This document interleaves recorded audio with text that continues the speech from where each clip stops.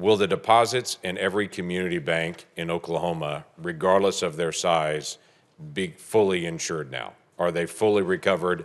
Every bank, every community bank in Oklahoma, regardless of the size of the deposit, will they get the same treatment that SVBP just got or Signature Bank just got? A bank only gets that treatment if a majority of the FDIC board, a supermajority of the Fed board, and I, in consultation with the president, determine that the failure to protect uninsured depositors would create systemic risk and significant economic and financial consequences. So what is your plan? And we made that determination. Right. So what is your plan to keep large depositors from moving their funds out of community banks into the big banks?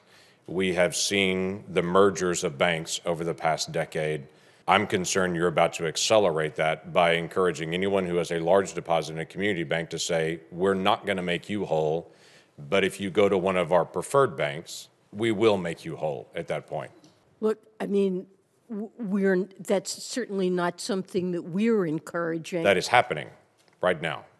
That is happening because depositors are concerned about the bank failures that have happened and whether or not other banks could also No, fail. it's happening And because you're fully insured no matter what the amount is if you're in a big bank. You're not fully insured if you're in a community bank. Well, you're not fully insured.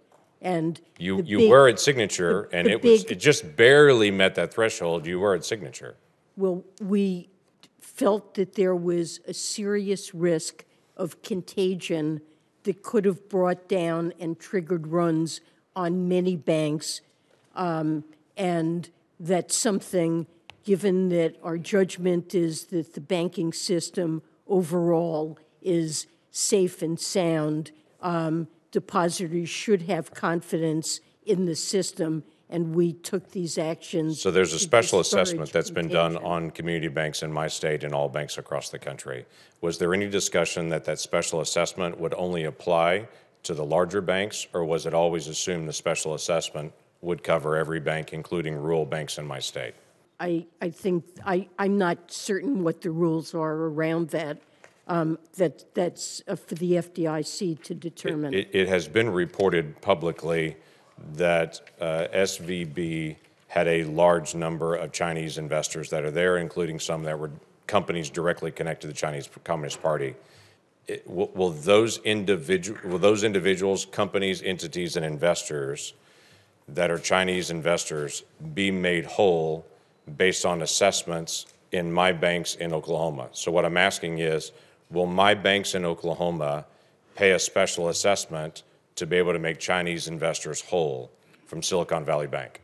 Uninsured investors will be made whole in that bank, and I suppose that could include foreign depositors, but I don't believe there's any legal basis to discriminate among uninsured. I get it, but I'm just saying my community banks are going to pay this additional fee. It is always fascinating to me as well, the conversation that taxpayers are being made whole in this, that taxpayers are not going to have any kind of consequence on this. I'm sure my bankers are going to be very excited to know they no longer pay taxes, and their banks no longer pay taxes. Credit unions don't pay taxes, banks do, and so they're definitely taxpayers as well, and all banks make their revenue off of rates and fees and such to their account holders, which means every Oklahoman will pay higher fees in their community bank. We're just going to have to move on. If we have a collapse of the banking system and its economic consequences, that will have very severe effects on banks in Oklahoma that will also be threatened. I'm just worried about the long-term We are going to have consequences to move on our banks as well. or we're not going to get all senators in.